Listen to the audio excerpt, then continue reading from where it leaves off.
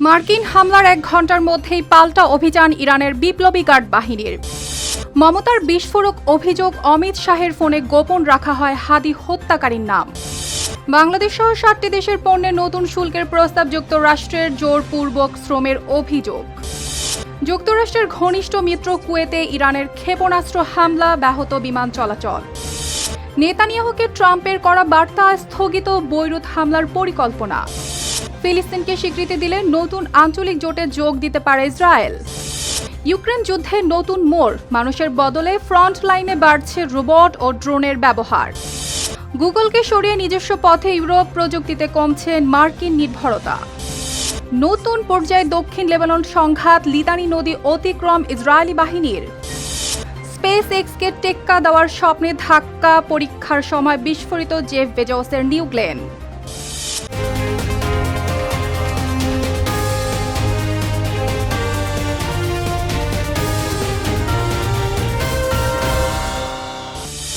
দর্শক, আমন্ত্রণ জানাচ্ছি আরটিভি সপ্তাহের বিশেষ, সঙ্গে আছি আমি অর্পিতা জাহান।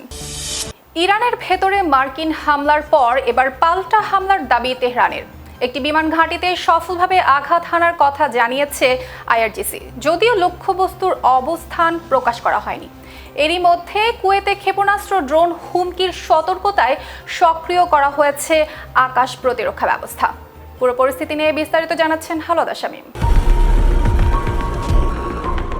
মধ্যপ্রাচ্যে উত্তেজনা আবারও পেল নতুন মাত্রা। যুক্তরাষ্ট্রের হামলার জবাব দেওয়ার দাবি করে এবার একটি বিমান ঘাঁটিতে আঘাত হানার ঘোষণা দিয়েছে ইরানের বিপ্লবী গার্ড বাহিনী আইআরজিসি। তেহরানের ভাষ্য, যে ঘাঁটি থেকে ইরানের ভেতরে হামলা চালানো হয়েছিল সেটিকেই করা হয়েছে লক্ষ্যবস্তু। তবে ঘাঁটিটি কোথায় তা প্রকাশ করেনি তারা। একই সময় কুয়েত জুড়ে বেজে ওঠে সতর্কতা সাইরেন, সক্রিয় করা হয়েছে আকাশ প্রতিরক্ষা ব্যবস্থা। ফলে প্রশ্ন উঠছে, যুদ্ধবিরতির পরও কি আবার বড় সংঘাতের দিকে এগোচ্ছে মধ্যপ্রাচ্য? ইরানের আধা সরকারি বার্তা সংস্থা ফার্সের প্রতিবেদনে বরাতে সংবাদ মাধ্যম আল জাজিরা জানায় এই তথ্য। ইরানের বিপ্লবী গার্ড বাহিনী আইআরজিসির দাবি, তারা এমন একটি বিমান ঘাঁটিতে হামলা চালিয়েছে যেখান থেকে ইরানের দক্ষিণাঞ্চলীয় হরমুজগান প্রদেশের সিরিক দ্বীপে অবস্থিত একটি টেলিযোগাযোগ টাওয়ারে হয়েছিল মার্কিন হামলা। ইরানের আধা সরকারি বার্তা সংস্থা ফার্সের বরাতে প্রকাশিত প্রতিবেদনে বলা হয়, সিরিক দ্বীপে মার্কিন আগ্রাসনের 1 ঘন্টার মধ্যেই আইআরজিসির মহাকাশ বাহিনী চালায় পাল্টা অভিযান। তাদের দাবি, হামলায় নির্ধারিত লক্ষ্যবস্তু সফলভাবে ধ্বংস করা হয়েছে। তবে বিমান ঘাঁটিটির অবস্থান বা কোন দেশে এটি অবস্থিত সে বিষয়ে কোনো তথ্য প্রকাশ করেনি আইআরজিসি। একই সঙ্গে তারা সতর্ক করে বলেছে, ভবিষ্যতে যুক্তরাষ্ট্র আবার হামলা চালালে ইরানের প্রতিক্রিয়া হবে আরো কঠোর এবং সম্পূর্ণ ভিন্ন ধরনের। এদিকে এই ঘোষণার কিছুক্ষণ আগেই কুয়েতে তৈরি হয় অস্বাভাবিক পরিস্থিতি। দেশ জুড়ে বেজে ওঠে সতর্কতামূলক সাইরেন এবং আকাশ প্রতিরক্ষা ব্যবস্থাও হয় সক্রিয়। কুয়েতের সেনাবাহিনী জানায়, তারা শত্রুতাপূর্ণ ক্ষেপণাস্ত্র ও ড্রোন হামলা প্রতিহত করছে। কুয়েতি কর্তৃপক্ষ আরও জানায়, দেশের বিভিন্ন স্থানে যে বিস্ফোরণের শব্দ শোনা গেছে তা মূলত আকাশ প্রতিরক্ষা ব্যবস্থার মাধ্যমে ক্ষেপণাস্ত্র ও ড্রোন ধ্বংস করার ফল।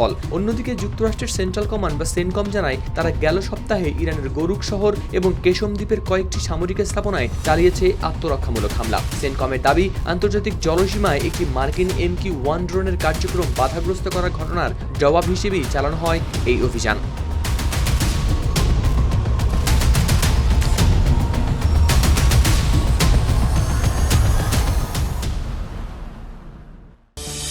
শরীফ ওসমান হাদির হত্যাকাণ্ডের প্রসঙ্গ টেনে বিস্ফোরক মন্তব্য করেছেন ভারতের পশ্চিমবঙ্গের তৃণমূল সভানেত্রী মমতা বন্দ্যোপাধ্যায়।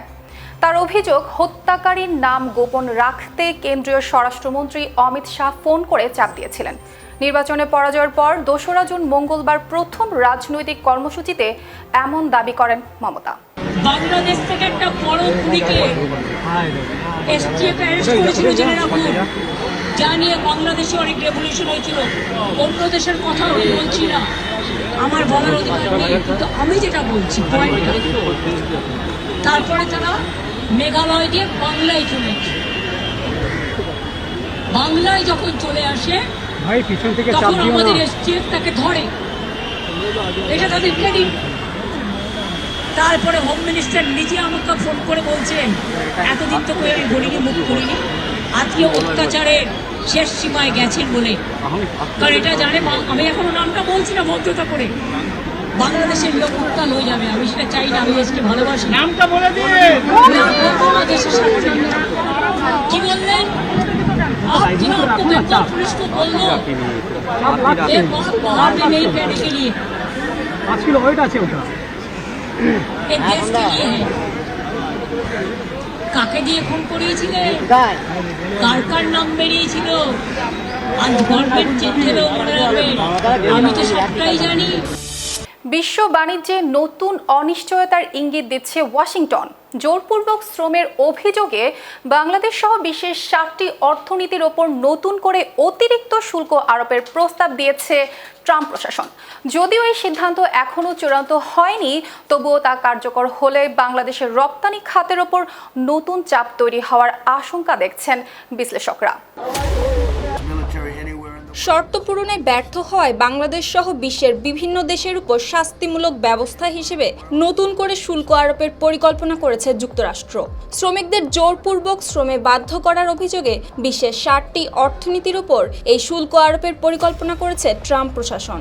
ইতোমধ্যে যুক্তরাষ্ট্রের বাণিজ্য প্রতিনিধি কার্যালয় USTR প্রস্তাব দিয়েছে এ ব্যাপারে। বুধবার ব্রিটিশ বার্তা সংস্থা রয়টার্সের এক প্রতিবেদনে জানানো হয়েছে এই তথ্য। সংস্থাটি বলছে, যেসব দেশ জোরপূর্বক শ্রম বন্ধের শর্ত পূরণে ব্যর্থ হয়েছে তাদের বিরুদ্ধে এই ব্যবস্থা নেওয়ার সুপারিশ করা হয়। সেই হিসেবেই বাংলাদেশের উপর নতুন করে 10% শুল্ক আরোপের প্রস্তাব করা হয়েছে। তবে বাংলাদেশ সহ সংশ্লিষ্ট দেশগুলো অস্বীকার করেছে এই অভিযোগ। রয়টার্স বলছে, মার্কিন বাণিজ্য আইনে 301 ধারায় আওতায় এই শুল্ক আরোপের প্রস্তাব দেওয়া হয়েছে। বিশ্লেষকদের মতে এর মাধ্যমে মূলত ডোনাল্ড ট্রাম্পের পুরনো শুল্ক নীতিকে নতুন কাঠামোয় ফিরিয়ে আনার চেষ্টা করা হচ্ছে। কারণ গেল বছর ক্ষমতায় ফিরেই বিভিন্ন দেশের উপর জরুরি ভিত্তিতে শুল্ক আরোপ করেছিলেন ট্রাম্প। তবে চলতি বছরের ফেব্রুয়ারিতে সেই শুল্ককে অবৈধ ঘোষণা করে মার্কিন আদালত। আদালত বলেছিল 1977 সালের জরুরি অর্থনৈতিক ক্ষমতা আইন ব্যবহার করে নির্বিচারে শুল্ক আরোপ করা যায় না।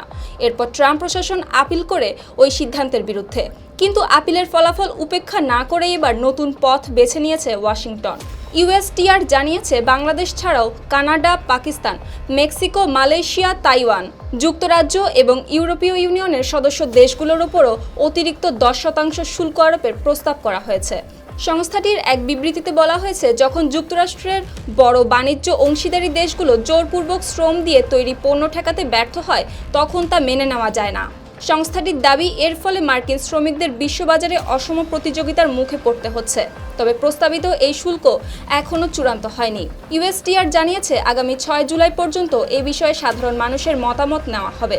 এরপর 7 জুলাই অনুষ্ঠিত হবে একটি গণশুনানি। অর্থাৎ ট্রাম্প প্রশাসনের এই নতুন শুল্ক পরিকল্পনা কার্যকর হলে শুধু চীন বা ভারত নয়, বাংলাদেশের রপ্তানি বাণিজ্যও পড়তে পারে নতুন চাপের মুখে।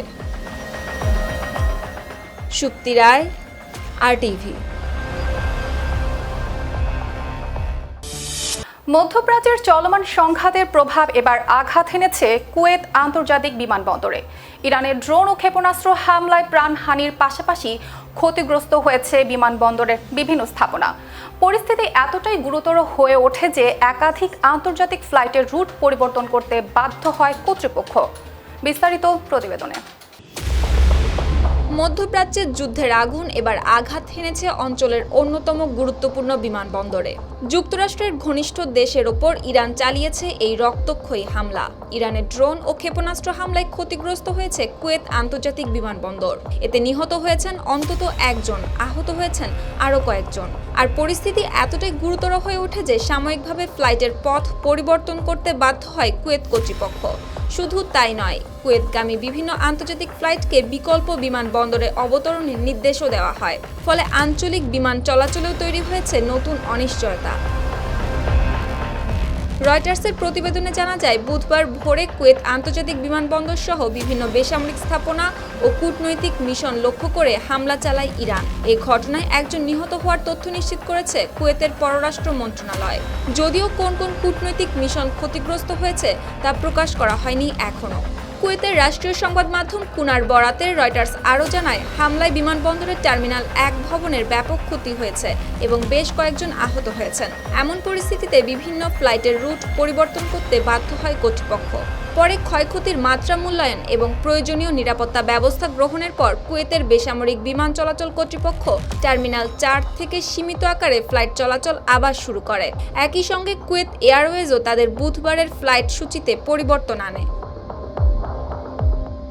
এর আগে মার্কিন সামরিক বাহিনী জানিয়েছিল কুয়েত লক্ষ্য করে ছোড়া ইরানের দুটি ক্ষেপণাস্ত্র হয় লক্ষ্যভ্রষ্ট হয়েছে নয়তো মাঝপথেই ভেঙে পড়েছে।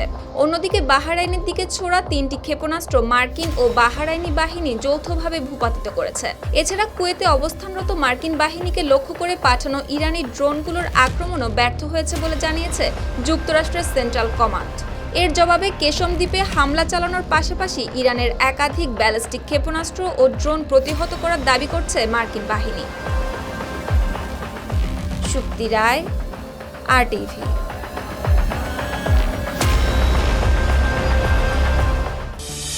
মধ্যপ্রাচ্যের সংঘাত ঘিরে এবার নতুন আলোচনার জন্ম দিয়েছে যুক্তরাষ্ট্র ইসরায়েলের শীর্ষ নেতৃত্বের সম্পর্ক।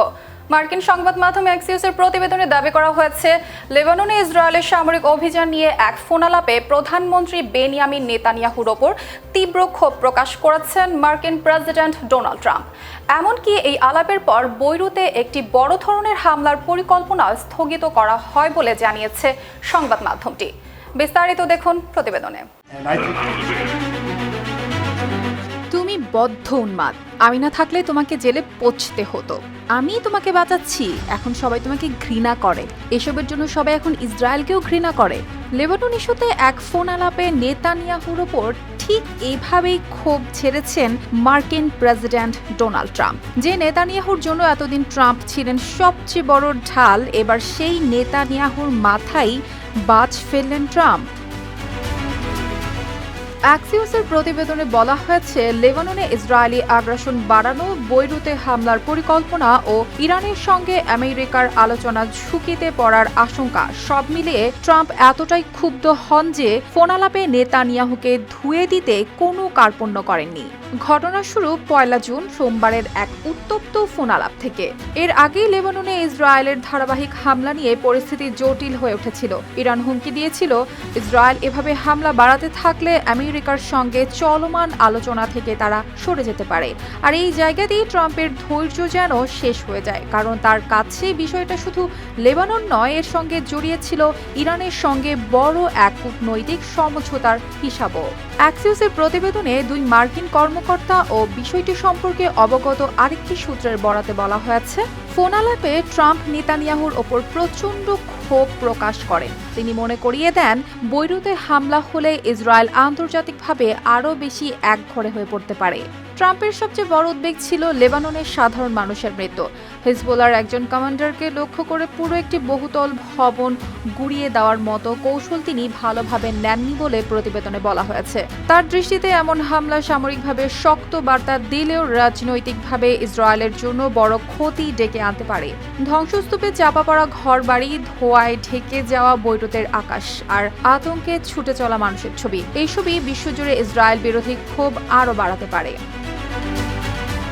ফোনালাপের পর ইসরায়েলি এক কর্মকর্তা অ্যাক্সিওসকে জানান, বৈরুতে হিজবুল্লাহর ঘাঁটিতে হামলার পরিকল্পনা আপাতত স্থগিত রাখা হয়েছে। তবে নেতানিয়াহু পরে বিবৃতিতে দাবি করেন, ইসরায়েলের অবস্থান বদলায়নি। তার ভাষ্য, হিজবুল্লাহ হামলা বন্ধ না করলে ইসরায়েল বৈরুতে তাদের ঘাঁটিতে আঘাত করবে ও দক্ষিণ লেবাননে অভিযান চালিয়ে যাবে। তবে মার্কিন কর্মকর্তাদের ভাষ্য ভিন্ন। তাদের দাবি, ফোনালাপে ট্রাম্পের ধমক খেয়ে নেতানিয়াহু অনেকটাই নরম হতে বাধ্য হন। আর এখানেই এই ঘটনার আসল গুরুত্ব, কারণ আমেরিকা ও ইরানের মধ্যে যে সমঝোতা নিয়ে আলোচনা চলছে তার একটি বড় শর্ত হলো লেবাননের যুদ্ধবিরতি। অর্পিতা জাহান, RTV।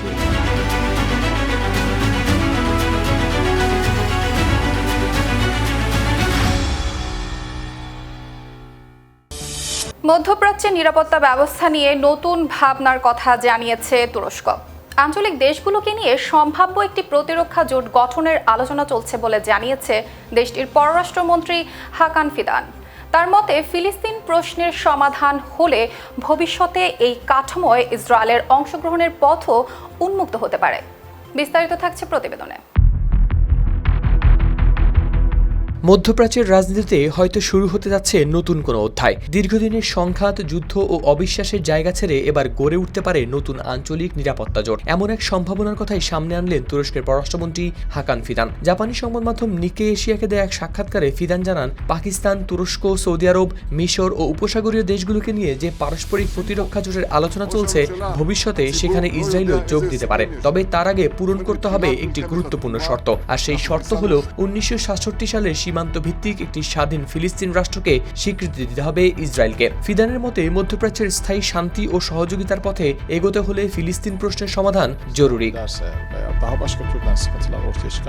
তুর্কি পররাষ্ট্রমন্ত্রী জানান, মধ্যপ্রাচ্যের দেশগুলোর সামনে এখন একটি সোনালী সুযোগ রয়েছে। অতীতের সংঘাত ও বিভাজন থেকে শিক্ষা নিয়ে পারস্পরিক নিরাপত্তা, সার্বভৌমত্ব ও ভৌগোলিক অখণ্ডতার ভিত্তিতে নতুন কাঠামো গড়ে তোলা সম্ভব। তিনি আরো বলেন, আলোচনায় থাকা সম্ভাব্য জোটে পাকিস্তান, তুরস্ক, সৌদি আরব, মিশর ও উপসাগরীয় দেশগুলো থাকতে পারে। ভবিষ্যতে পরিস্থিতি অনুকূলে এলে ইরানকেও এই প্ল্যাটফর্মে যুক্ত করার সুযোগ রয়েছে। সবচেয়ে আলোচিত অংশটি ছিল ইসরায়েল প্রসঙ্গ। ফিদান বলেন, ফিলিস্তিন প্রশ্নের সমাধান হলে শুধু ইসরায়েলের সদস্যপদই নয়, বরং পুরো অঞ্চলের দেশগুলো মিলে ইসরায়েলের নিরাপত্তা নিশ্চিত করতেও ভূমিকা রাখতে পারবে।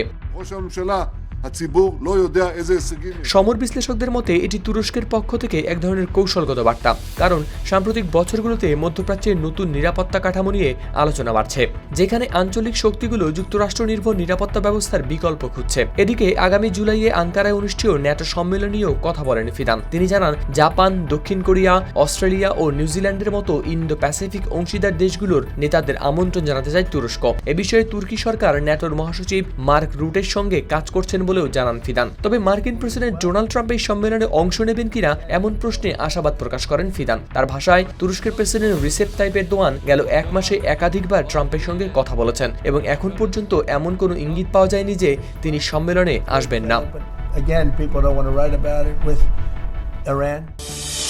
রোবট, ড্রোন ও কৃত্রিম বুদ্ধিমত্তা নির্ভর প্রযুক্তি বদলে দিচ্ছে যুদ্ধের চিরাচরিত ধারণা। ইউক্রেনের যুদ্ধক্ষেত্রে এখন এমন অভিযান পরিচালিত হচ্ছে যেখানে সামনে উপস্থিত থাকছেন না কোনো সৈন্য। দূর থেকে পরিচালিত মানবহীন যুদ্ধ জানি সম্পূর্ণ করছে হামলা ও আক্রমণের মতো ঝুঁকিপূর্ণ মিশন।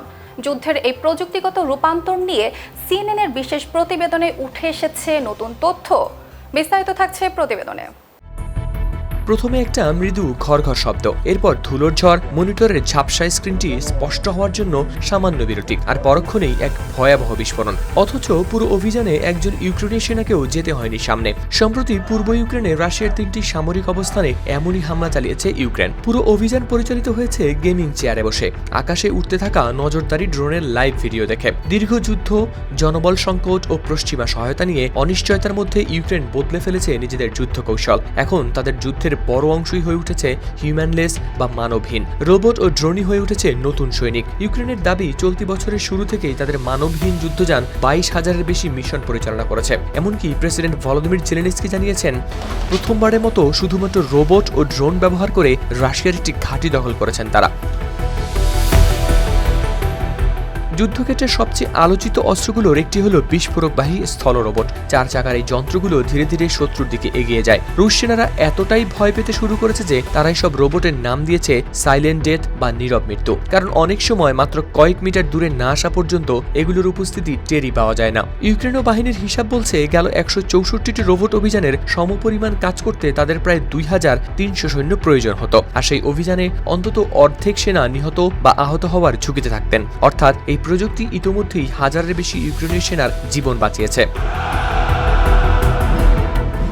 অন্যদিকে রাশিয়ার জন্য এটি নতুন চ্যালেঞ্জ। ইউক্রেনের লক্ষ্য প্রতি মাসে বিপুল সংখ্যক রুশ সেনাকে হতাহত করা এবং প্রযুক্তিগত সুবিধা দিয়ে যুদ্ধের ভারসাম্য বদলে দেয়া। ব্রিটিশ গোয়েন্দা তথ্য অনুযায়ী যুদ্ধে রাশিয়ার নিহতের সংখ্যা ইতিমধ্যেই 5 লাখ ছাড়িয়েছে। তবে এই প্রযুক্তির পেছনেও রয়েছে এক কঠিন বাস্তবতা। বহু ইউক্রেনীয় সেনা টানা প্রায় 1 বছর কাটাচ্ছেন বাংকারে। কেউ সন্তানকে দেখতে পারেননি, কেউ পরিবারের সঙ্গে কথাও বলতে পারেননি মাসের পর মাস। সেই মানবিক সংকটই ইউক্রেনকে ঠেলে দিয়েছে যুদ্ধের এক নতুন যুগে। হাওলাদার শামীম, RTV।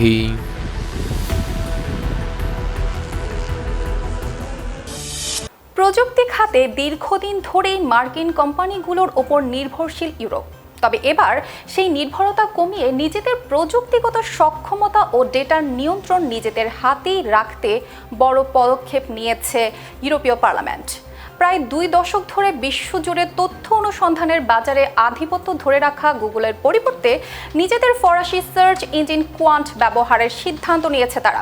শুধু সার্চ ইঞ্জিন নয়, কৃত্রিম বুদ্ধিমত্তা, ক্লাউড ও চিপ প্রযুক্তিতেও বাড়ানো হচ্ছে স্বনির্ভরতার প্রচেষ্টা। ইউরোপের এই নতুন প্রযুক্তি কৌশল নিয়ে বিস্তারিত থাকছে প্রতিবেদনে। এবার ডেটা প্রযুক্তিতে চীনের পথেই কি হাঁটছে ইউরোপ? প্রায় 20 বছরের বেশি সময় ধরে অনলাইন দুনিয়ায় তথ্য খোঁজার ক্ষেত্রে একচ্ছত্র আধিপত্য ধরে রেখেছে মার্কিন সার্চ ইঞ্জিন গুগল। কিন্তু এবার সেই গুগলকেই নিজেদের দাপ্তরিক কম্পিউটার থেকে সরিয়ে দেওয়ার সিদ্ধান্ত নিয়েছে ইউরোপ। গুগলের বদলে নিজেদের ফরাসি সার্চ ইঞ্জিন কোয়ান্ট ব্যবহারের সিদ্ধান্ত নিয়েছে ইউরোপীয় পার্লামেন্ট।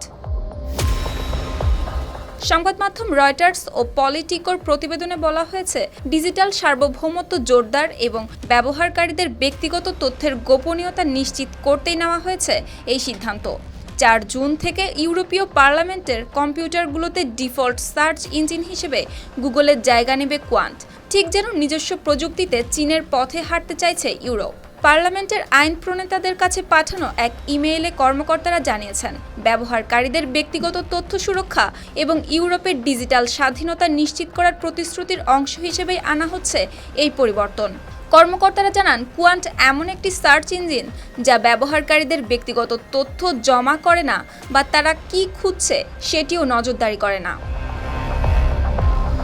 জানা গেছে, মাইক্রোসফট এজ এবং মোজিলা ফায়ারফক্স ব্রাউজারের অ্যাড্রেস বারে কোনো কিছু খুঁজলে তা স্বয়ংক্রিয়ভাবে কোয়ান্টের মাধ্যমে পরিচালিত হবে। তবে আইন প্রণেতারা চাইলে গুগল সহ অন্য যে কোনো সার্চ ইঞ্জিন ব্যবহার করতে পারবেন কিংবা নিজেদের পছন্দ অনুযায়ী ডিফল্ট সেটিংস পরিবর্তন করে নিতে পারবেন।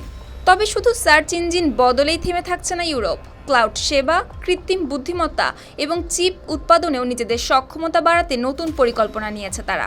লক্ষ্য একটাই, মার্কিন প্রযুক্তি কোম্পানির উপর নির্ভরতা কমিয়ে ইউরোপের নিজস্ব প্রযুক্তি খাতকে আরও শক্তিশালী করা। I'm pleased to announce a technological sovereignty package for Europe. This is a crucial step to position ourselves for the future of digital technologies. And good news, Europe has all it takes to shift its posture. We have our talents, we have our industrial base, we have our internal markets, and we have great potential in our startups and scale-ups. দক্ষিণ লেবাননে Israeli বাহিনীর অগ্রযাত্রা অব্যাহত রয়েছে। লেবাননের সামরিক সূত্রগুলো বলছে, 2006 সালের যুদ্ধের পর প্রথমবারের মতো লিতানি নদী পেরিয়েছে ইসরায়েলি সেনারা। একই সঙ্গে গুরুত্বপূর্ণ শহর নাবাতিয়ের দিকে তাদের অগ্রসর হওয়ার খবরও পাওয়া যাচ্ছে। এই ঘটনাকে চলমান সংঘাতের একটি গুরুত্বপূর্ণ কৌশলগত মোড় হিসেবে দেখছেন বিশ্লেষকরা।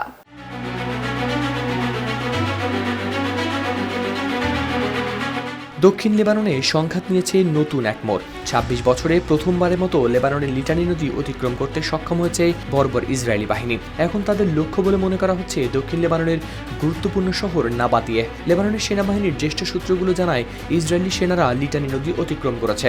2006 সালের যুদ্ধের পর এই প্রথমবারের মতো এমন ঘটনা ঘটল। এই নদীকেই দীর্ঘদিন ধরে নিজেদের অনানুষ্ঠানিক বাফার জোনের সীমারেখা হিসেবে বিবেচনা করে আসছে ইসরায়েল। লেবাননের সামরিক সূত্রের বরাতে তুরস্কের রাষ্ট্রীয় সংবাদ সংস্থা আনাদুলু জানায় এই তথ্য। বর্তমানে নাবাতিয়ে শহরের উপকণ্ঠে অবস্থান করছে ইসরায়েলি বাহিনী। শহরটি শুধু দক্ষিণ লেবাননের অর্থনৈতিক কেন্দ্রই নয়, এটি বহু মানুষের কাছে প্রতিরোধের প্রতীক। শিয়া অধ্যুষিত এই শহর ইসরায়েলের নিয়ন্ত্রণে চলে গেলে তা হবে সাম্প্রতিক সংঘাতের সবচেয়ে বড় সামরিক ও রাজনৈতিক পরিবর্তনগুলোর একটি। ইসরায়েলি হামলার বিরুদ্ধে দীর্ঘদিন সামনের সারিতে অবস্থান করার ঐতিহাসিক ভূমিকার কারণে লেবাননের অনেক মানুষ নাবাতিয়েকে বিবেচনা করে থাকেন প্রতিরোধের প্রতীক হিসেবে। সংবাদ মাধ্যম আল জাজিরার প্রতিবেদনে বলা হয়, ইসরায়েল নাবাতিয়েকে চারদিক থেকেই ঘিরে ফেলার চেষ্টা করছে। বিশ্লেষকদের ধারণা, হিজবুল্লাহর প্রতিরক্ষা লাইন ভেঙে দক্ষিণ লেবাননকে পশ্চিম বেকা উপত্যকা থেকে বিচ্ছিন্ন করাই তাদের উদ্দেশ্য। এক বিবৃতিতে লেবাননের সেনাবাহিনী জানায়, নাবাতিয়ের কাছে একটি গাড়িতে ইসরায়েলি ড্রোন হামলায় লেবাননের 2 সেনা গুরুতর আহত হয়েছেন। লেবাননের জাতীয় বার্তা সংস্থা এনএনএ জানায়, জেপশিদ গ্রামে আরেক হামলায় একজন প্যারামেডিক নিহত ও 4 জন আহত হয়েছেন। একটি হাসপাতালও হয়েছে ক্ষতিগ্রস্ত। অন্যদিকে ঐতিহাসিক বৌফোর দুর্গের আশেপাশেও বিমান হামলা ও গোলাবর্ষণ চালিয়েছে ইসরায়েল। সীমান্ত থেকে প্রায় 15 কিলোমিটার দূরের এই দুর্গটি কৌশলগতভাবে অত্যন্ত গুরুত্বপূর্ণ। এর পাল্টা জবাবও দিয়েছে হিজবুল্লাহ। গোষ্ঠীটি জানায়, তারা উত্তর ইসরায়েলের কিরিয়াত শমোনা শহরের দিকে রকেট ছুড়েছে। পাশাপাশি দক্ষিণ লেবাননে ইসরায়েলি সেনাদের উপর অতর্কিত হামলা চালিয়ে তাদের পিছু হটতেও বাধ্য করার দাবি করেছে গোষ্ঠীটি। হাওলাদার শামীম, RTV। মহাকাশ প্রযুক্তির বৈশ্বিক প্রতিযোগিতায় নতুন এক ধাক্কার মুখে পড়েছে জেফ বেজোসের ব্লু অরিজিন। প্রতিষ্ঠানটির সবচেয়ে গুরুত্বপূর্ণ রকেট নিউ গ্লেন উৎক্ষেপণের প্রস্তুতিকালে পরীক্ষার সময় বিস্ফোরিত হয়েছে। যে রকেটকে স্পেসএক্স এর আধিপত্যকে চ্যালেঞ্জ করার অন্যতম হাতিয়ার হিসেবে দেখা হচ্ছিল, সেই প্রকল্পে এই বিপর্যয় ব্লু অরিজিনের ভবিষ্যৎ পরিকল্পনা নিয়ে নতুন প্রশ্ন তৈরি করেছে। কে আগে চাঁদে পৌঁছাবে, মঙ্গলে মানুষ পাঠানোর দৌড়ে কে এগিয়ে থাকবে, আর মহাকাশ ভিত্তিক ইন্টারনেটের হাজার কোটি ডলারের বাজার কার হাতে যাবে, এই লড়াই বহুদিন ধরেই মুখোমুখি ইলন মাস্কের স্পেসএক্স ও জেফ বেজোসের ব্লু অরিজিন। আর সেই মহাকাশ দৌড়ে এবার বড় ধাক্কা খেলেন বেজোস, কারণ স্পেসএক্সকে চ্যালেঞ্জ জানাতে তৈরি করা তার সবচেয়ে গুরুত্বপূর্ণ রকেট নিউ গ্লেন বিস্ফোরিত হয়েছে উৎক্ষেপণের আগেই। যে রকেটটিকে ঘিরে মাস্কের সঙ্গে টেক্কা দেওয়ার স্বপ্ন ছিল, সেটি এবার উৎক্ষেপণ মঞ্চে আগুনের গোলায় পরিণত হলো। সংবাদ মাধ্যম রয়টার্সের প্রতিবেদনে জানা যায়, ফ্লোরিডায় উৎক্ষেপণ কেন্দ্রের লঞ্চ প্যাডে নিয়মিত পরীক্ষার অংশ হিসেবে চলছিল একটি হট ফায়ার টেস্ট। এই ধরনের পরীক্ষায় রকেটকে উৎক্ষেপণ না করে মাটিতে স্থির অবস্থায় ইঞ্জিন চালু করে তার সক্ষমতা যাচাই করা হয়। কিন্তু পরীক্ষার এক পর্যায়েই ঘটে বিপত্তি। মুহূর্তের মধ্যেই বিশাল অগ্নিগোলকে পরিণত হয় নিউ গ্লেন। আকাশ জুড়ে ছড়িয়ে পড়ে ঘন ধোঁয়া আর আগুনের শিখা। ঘটনার পর ব্লু অরিজিন এক বিবৃতিতে জানায়, পরীক্ষার সময় তারা একটি অস্বাভাবিক ঘটনার মুখোমুখি হয়েছিল। তবে প্রতিষ্ঠানটি জানিয়েছে এই ঘটনায় আহত হয়নি কোনো কর্মী। এই বিস্ফোরণকে বড় ধাক্কা হিসেবে দেখা হচ্ছে আরও একটি কারণে, কারণ নিউ গ্লেন দিয়ে অ্যামাজনের প্রজেক্ট কুইপারের স্যাটেলাইটগুলো মহাকাশে পাঠানোর পরিকল্পনা ছিল, যে প্রকল্পকে সরাসরি ইলন মাস্কের স্টারলিংক নেটওয়ার্কের প্রতিদ্বন্দ্বী হিসেবে দেখা হতো। প্রায় এক দশক ধরে উন্নয়ন কাজ চালিয়ে এবং শত শত কোটি ডলার বিনিয়োগ করে তৈরি করা হয়েছিল 29 তলা সমান উচ্চতার এই রকেট। এর প্রথম ধাপ পুনর্ব্যবহারযোগ্য, আর লক্ষ্য ছিল স্পেসএক্সের ফ্যালকন ও স্টারশিপের সঙ্গে সরাসরি প্রতিযোগিতা করা। কিন্তু এই বিস্ফোরণ যেন আবারও মনে করিয়ে দিল, মহাকাশ জয়ের দৌড়ে এখনো বড় প্রতিদ্বন্দ্বী থেকে গেল ইলন মাস্কের স্পেসএক্স। ঘটনার পর ব্লু অরিজিনের প্রতিষ্ঠাতা জেফ বেজোস বলেন, বিস্ফোরণের প্রকৃত কারণ জানতে এখনো সময় লাগবে। তবে এই ধাক্কায় তারা থামছেন না। প্রয়োজন হলে সবকিছু আবার নতুন করে তৈরি করা হবে এবং তার রকেট আবারও উড়বে। তবে মজার বিষয় হলো, প্রতিদ্বন্দ্বী প্রতিষ্ঠানের এমন বিপর্যয়ের পরও কোনো খোঁচা দেয়নি ইলন মাস্ক। বরং এক্সে তিনি লেখেন, খুবই দুর্ভাগ্যজনক, রকেট বানানো সত্যি কঠিন কাজ। সুপ্তি রায়, RTV। দর্শক, সপ্তাহের বিষয় পর্যন্তই। শেষ করার আগে শিরোনামগুলো জেনে দেব আরও একবার। মার্কিন হামলার 1 ঘন্টার মধ্যেই পাল্টা অভিযান ইরানের বিপ্লবী গার্ড বাহিনীর। মমতার বিস্ফোরক অভিযোগ, অমিত শাহের ফোনে গোপন রাখা হয় হাদি হত্যাকারীর নাম। বাংলাদেশ সহ 7টি দেশের পণ্যে নতুন শুল্কের প্রস্তাব, যুক্তরাষ্ট্রের জোরপূর্বক শ্রমের অভিযোগ। যুক্তরাষ্ট্রের ঘনিষ্ঠ মিত্র কুয়েতে ইরানের ক্ষেপণাস্ত্র হামলা, ব্যাহত বিমান চলাচল। নেতানিয়াহুকে ট্রাম্পের করা বার্তা, স্থগিত বৈরুত হামলার পরিকল্পনা। ফিলিস্তিনকে স্বীকৃতি দিলে নতুন আঞ্চলিক জোটে যোগ দিতে পারে ইসরায়েল। ইউক্রেন যুদ্ধে নতুন মোড়, মানুষের বদলে ফ্রন্ট লাইনে বাড়ছে রোবট ও ড্রোনের ব্যবহার। গুগলকে সরিয়ে নিজস্ব পথে ইউরোপ, প্রযুক্তিতে কমছে মার্কিন নির্ভরতা। নতুন পর্যায়ে দক্ষিণ লেবানন সংঘাত, লিতানি নদী অতিক্রম ইসরায়েলি বাহিনীর। স্পেসএক্সকে টেক্কা দেওয়ার স্বপ্নে ধাক্কা, পরীক্ষার সময় বিস্ফোরিত জেফ বেজোসের নিউ গ্লেন। দর্শক, এই ছিল সপ্তাহের বেশি। এতক্ষণ সঙ্গে থাকার জন্য ধন্যবাদ।